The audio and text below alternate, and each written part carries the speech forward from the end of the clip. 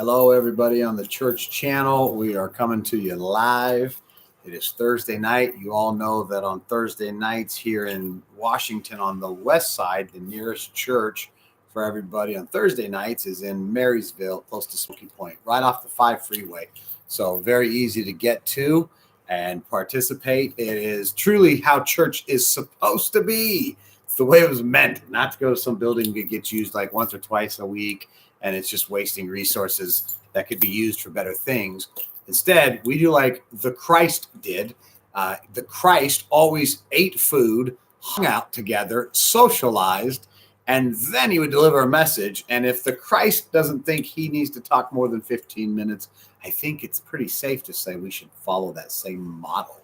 There's a reason for it. Now, 2,000 years later, it's proven that Jesus actually knew what he was talking about. Did he not know that? He must have known he was a professional seminar speaker, because the science now proves that after 25 minutes, we actually retain very little of what is said after 25 minutes. Now, there are different techniques to go over that. There's full immersions. My friend Tony Robbins does that. But the point I'm trying to make to you is simply that when it comes to us learning at our church, we fellowship for an hour and have a small, short message, that one little tip that for the next week we can use to help change the world, which is changing ourselves. Okay, let's talk real quick. Everything in the Bible isn't what it seems. Everything in your life isn't what it seems. Hear these words, hear my heart. Everything in the Bible isn't what it seems? No. And I'm not talking about the parts where we can show you that man inserted things. I'm not talking about that kind of stuff. I'm talking about the Bible, right? The story. As an example, we're discussing the story of a man named King David. He was this king, the second king over the country called Israel, modern day Israel. And David, when we last talked and touched base, he was 30 years of age. And David had just found out that the king, Saul of Israel, the first king, had died. And David, of course, was given at the age of about 15 or so. The spiritual leader of that community came to him and said that God said, "You're the king. You're the next king." And so David was a teenager when he heard that. And then at 16, he goes and he slays Goliath, right? 15 to 16, roughly. And he becomes the national warrior and hero instantly. Right? I mean, he's an instant warrior. That's when he became the warrior, correct? No, we all learned earlier. It's about all the preparation. It was about tending his father's fields and standing in a pile of poo up to his ankles, right? Day in and day out, fighting off bears, mountain lions, tigers, oh my, with his bare hands, a sling, a knife, and maybe the staff of a shepherd, and that is all he had. And this guy became a warrior back then as a young youth, not as a seasoned warrior in the field of battle and education. That's book knowledge, and I didn't watch videos or study other men. I was in a field, and the bear tried to eat my sheep, and I had to kill it. And I had to figure out how to do that. So that's when he actually became the warrior.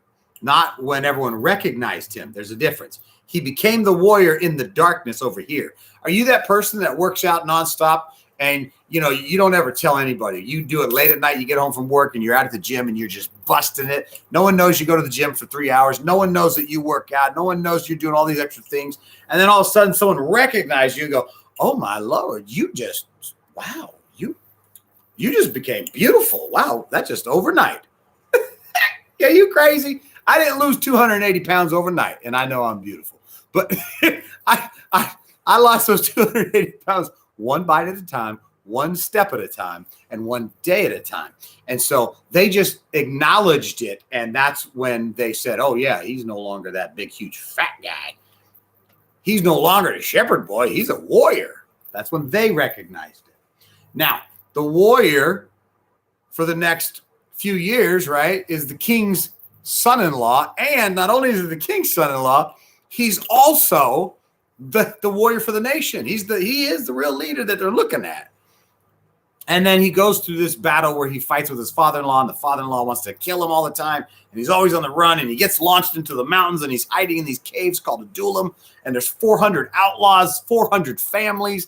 He's got to take care of all of their crap. Wait a second. I can see David. I left the fields. I'm no longer covered in poo from sheep. Now I'm covered in poo from humans. The same techniques that he learned in the field now apply in the caves. And all of a sudden people go, David is a great leader. He was made this way instantly. No, he was refined to be this leader at this point in his life from the work in his father's fields, taking care of the flock, tending to their needs, wounds, taking care of them, making sure they're fed, making sure the ones that stray don't stray again, making sure that everything moves in that proper direction as a shepherd should, right? All that happened is God said, okay, you're ready for the next step. Boop, here you go. Now you got yourself 400 outlaws. That's not what David was thinking, right? He's thinking, I think I was supposed to be king. Well, you are. You're just king of these 400 knuckleheads and their families. And so let's see how you do here. And if you do good and you work really hard, right? Here's the great news. You're only a young man, and you average people in that time lived to be in their 30s. So he only had about 10 or so years left, right? 10, 15 maybe. And he's stuck taking care of poo again. Except it's not the field from them. It's in the caves, and it's outlaws and knuckleheads and their families. So then at age 30, we learn David died. Saul, the king, dies. Now David, should be king, correct? And he is declared king. But before any of this occurred, he went and sought the face of God. Before you make a decision, do you seek the universe out? Or are you like me? Kick that door open, I can get through. Trust me, I am the man that knows how to kick a door in better than anybody. But I also learned a very valuable lesson from this guy named King David. When you start kicking doors in that don't need to be kicked in, sometimes there's a reason the door is locked. Because on the other side of that door is a huge dog that's going to eat you. There's a sweet little lady with a double buck shotgun ready to kill you. There's a lot of reasons sometimes doors are closed. Stop worrying so much about why it's closed and start looking around and figure out what's open. Oh, wait, there's the door open over here. There's this beautiful life waiting for me. But I'm determined. I want what I wanted. Anybody know someone like that? Okay, good. So now David sought spiritual help before he made a move. And his spiritual help came in the form of God saying, go to Hebron. Now, Hebron in Hebrew, now there are some interesting things when you start to look at the words and what they mean, but Hebron represented David's kingdom. So the flesh, man, flesh, my desires, my goals, my dreams. That's what it represents. Now, the city in Jerusalem, which is referred to as Zion, and we're talking about this road to Zion, which is the process from your birth all the way up here. And some people take it to the top and soar, and they become these great people in life, while others never do anything with it, and they just stay down here. And while others have these huge spikes and then these drops, and then they spike and then they drop. It's a roadmap. And we're looking at a man's life named David. And so David, he decides to listen to God and go to Hebron. Hebron is, again, a city that's where all the patriarchs of the faith are, the patriarchs being Abraham, Isaac, and Jacob of the Hebrew faith. They're buried there with their wives. David's father, Jesse, was buried there. David's aunt, which is Ruth. In the Bible, there's a book called the Book of Ruth. That's David's aunt. So she's buried there. This is a beautiful place, a safe place. Now, what's interesting is David didn't know. But at the same time, when Saul died, Saul's general, he took the last heir to the throne of Saul's house, Saul's kingdom, which would be his grandson, Mephibosheth. And that was Jonathan's son. And he took him to the Mahanaim, which is where the king should be crowned, right? He knew he was going there, and he put his puppet king in place because he was a child. He was young. He was not a seasoned man. And so that was General Abner who did that. So David didn't know any of this. But you see, the door was closed and the Hebrew opened, and he was comfortable there. He was comfortable there for many reasons. Number one, Hebron's like a city, and then that is in a state called Judah, and then that's in a country called Israel. Okay, and Israel consists of 12 states or 12 tribes, and they became states. And then in the states, you have cities. So Hebron was David's capital, his first capital as the monarchy. But the actual kingdom was a split kingdom because it was all King Saul's. And then they split when the Abner, the general, took the grandkid, and David came over here. And now you got these two warring factions. David chose to go to a city that was familiar to him. He had great success there. He had support there. He had momentum there. People loved him there. He was the warrior king there. So why do you go to a city where you're not wanted, you're not loved, you're not liked, you got no resources, and you're wondering, but God told me I was supposed to head to Zion. I was supposed to go there to rule and reign. Well, that's because you're an idiot and you're not following the map. I know you're not used to being called an idiot. Neither was I. And I'm still called an idiot when I'm not listening. See, sometimes we say, I'm supposed to be a doctor, and that might be what you were supposed to be. But then all of a sudden, halfway through your training, something changes. Someone has a break in your life. You were going to be a medical doctor, and all of a sudden there was such some sort of a snap mentally that changed it so that you want to become a head shrink now. But you were supposed to do this.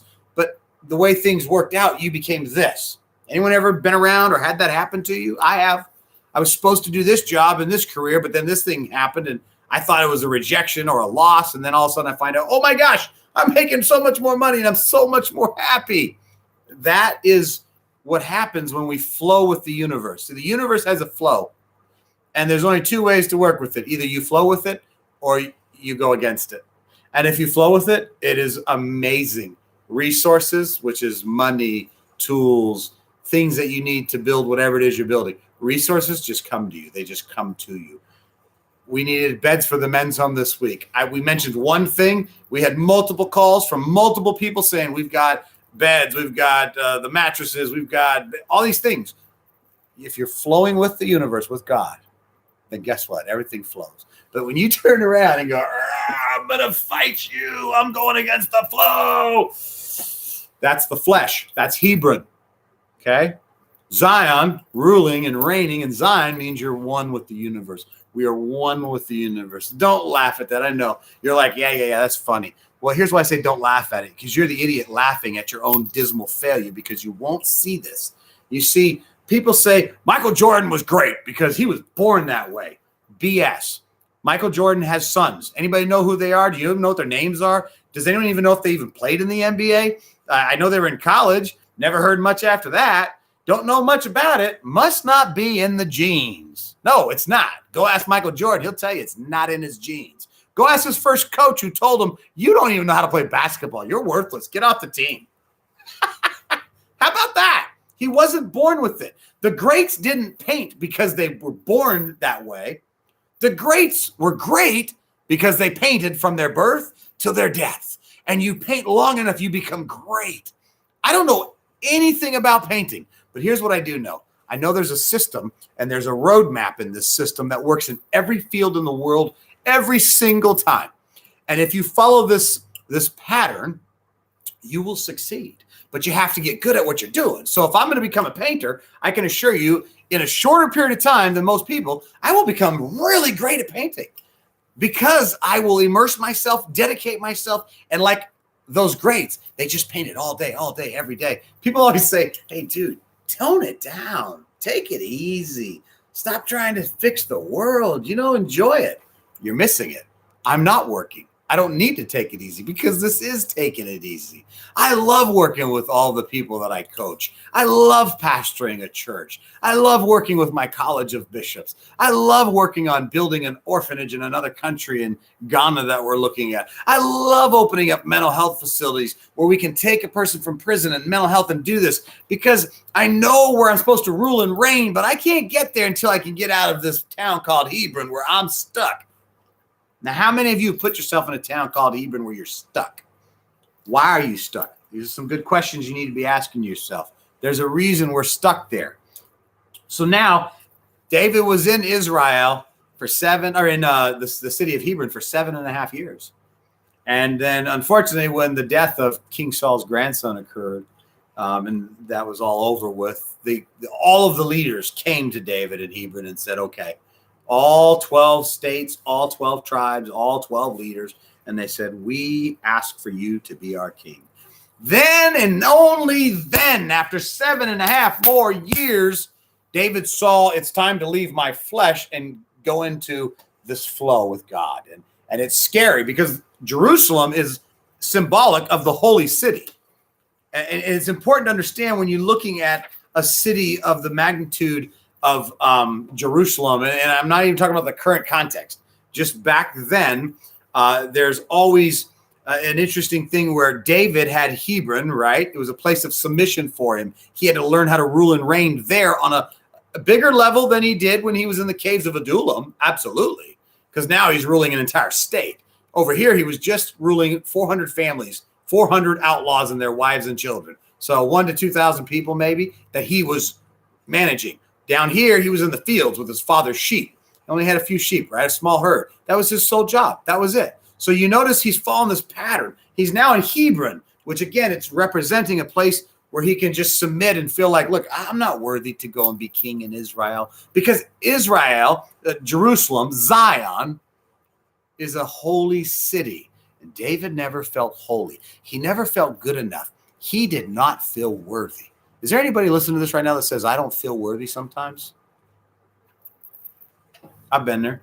You guys don't understand the things I have done to men. You've heard, if you know my story, I have hurt and I have physically, forget the word abuse, I have tortured drug dealers, people who were trying to sell drugs where my crews were selling drugs. You got to send a message and do things that make the world know there's blood on me. My middle name is David. I didn't realize how much blood was on my hands. And then I started to feel not worthy. When I became a minister, I was like, I can't be that impactful. I was a very evil man. My good friends to this day, I've got one of them who's just finally walked away from the cartel. He's got a few hundred assassinations under his belt. And the things he's done, he never thought he was worthy. That's why he never left. He never thought that a God could forgive, that the deity, the universe. Well, let me tell you something. God doesn't forgive. You are forgiven. You are all forgiven. Yes. The act of asking for forgiveness is a point where you say, I'm ready to change. That's what that's for. That's for you. The flow over here could be interrupted from God if we're not willing to be submissive to our lives changing. See, we have to change.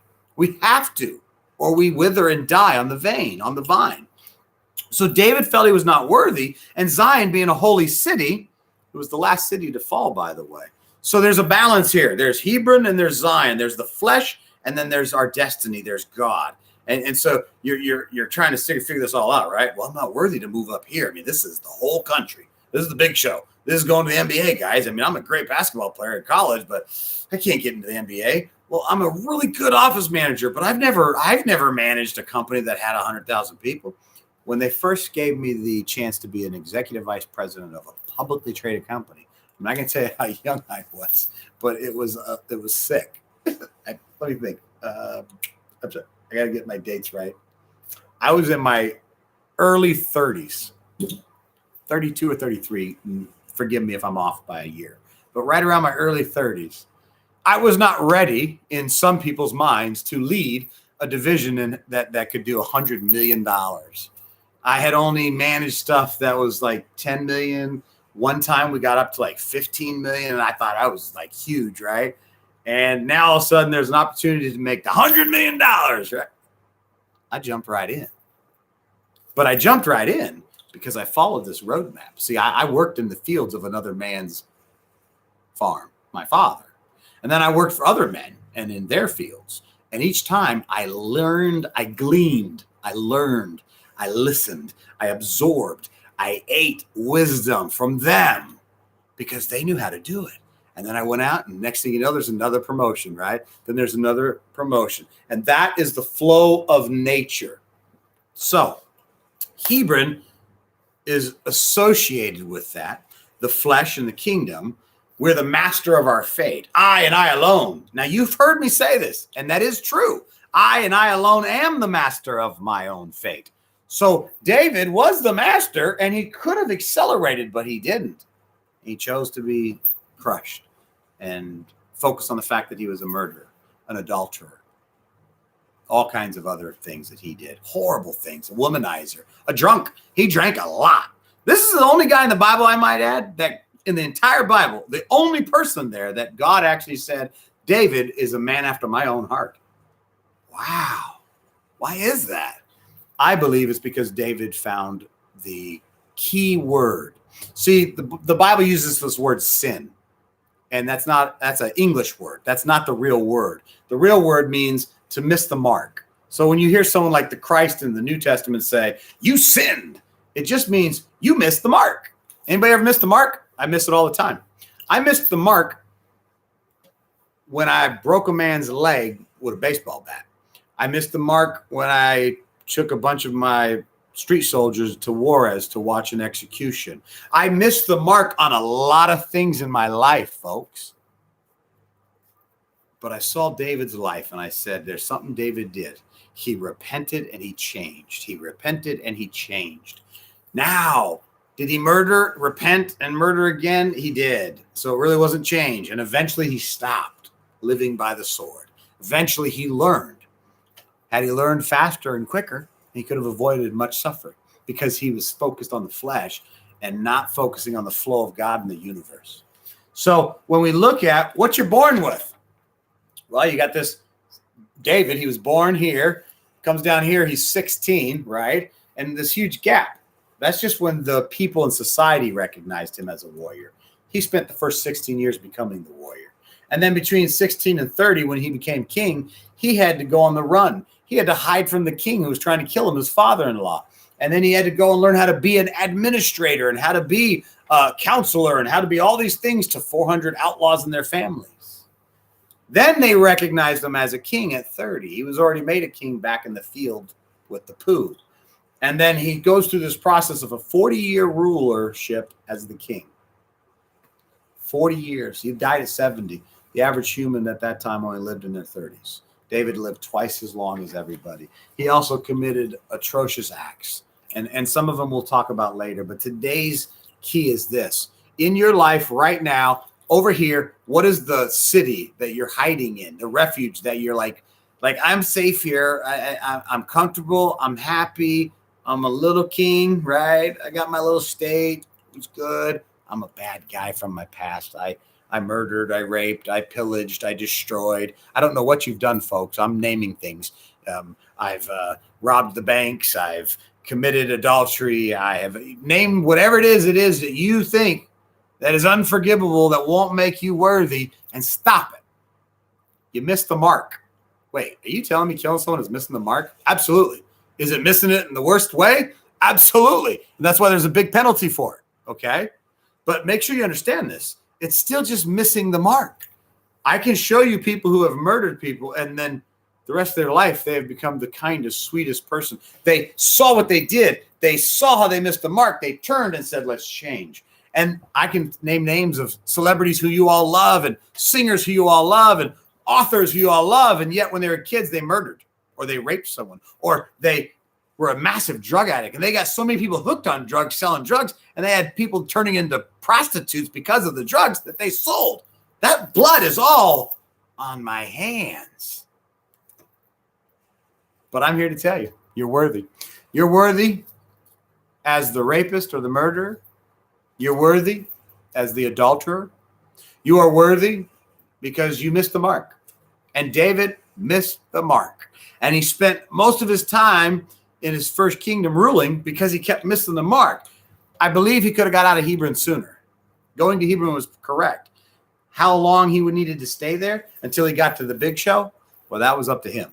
And that's up to you. So you know what you're saying right now? I know that I was destined for something great.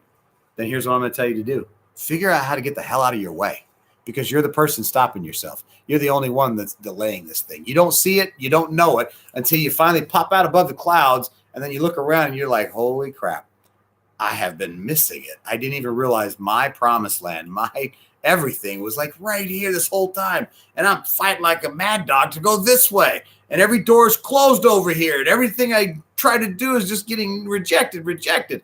And you are just one little step away from this beautiful life you have. Get out of your own way. Pull your head out of your own ass and get out of your own way. I love you guys. Let's leave it on that note. I'll see you next week. The Life of David, The Road to Zion 2.0. It's the roadmap of success. You can use this in your marriage, your business, anything you want. Get into the book, study King David. Let's all read his story at least once through so you can get a feel for what I'm talking about. I love you guys. Remember, you are freaking worthy.